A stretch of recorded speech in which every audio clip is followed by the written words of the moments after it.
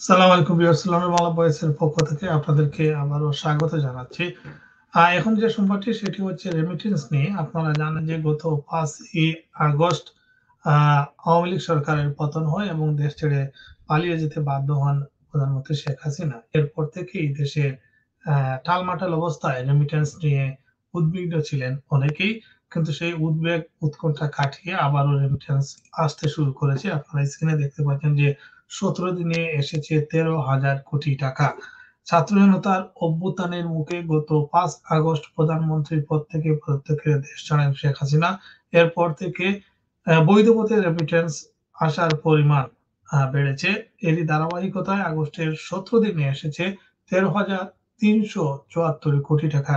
বাংলাদেশ ব্যাংকের হালনাগাদ তথ্য বলছে যে চলতি মাসের ১ম ৩ দিন পর্যন্ত রেমিটেন্স এসেছে $৯,৫৬,৫০,০০০ আর শুধু ৪ থেকে ১০ আগস্ট পর্যন্ত এসেছে $৩৮,৭১,২০,০০০। বাংলাদেশ ব্যাংক আরো বলছে, আগস্টের প্রথম ১৭ দিনে বৈধ পথে রেমিটেন্স এসেছে $১১,৪২,৪২,০০০।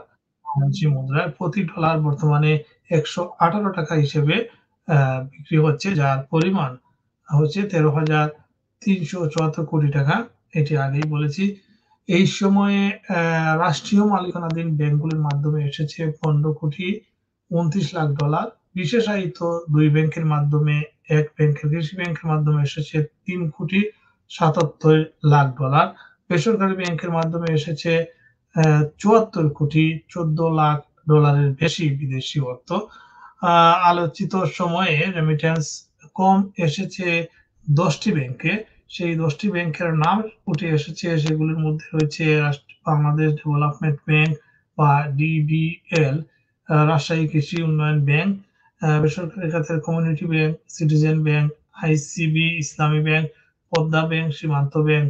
বিদেশি খাতের ব্যাংকের মধ্যে রয়েছে Habib bank, national bank of Pakistan, state bank of India এবং ওরি ব্যাংক।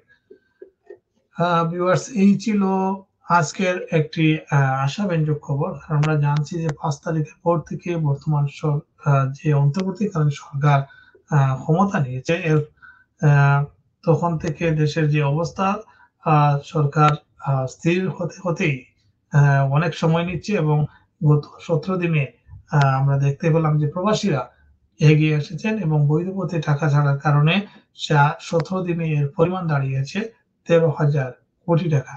আশা করি আ ভবিষ্যতেও সরকারের পাশে দাঁড়াবেন প্রবাসীরা।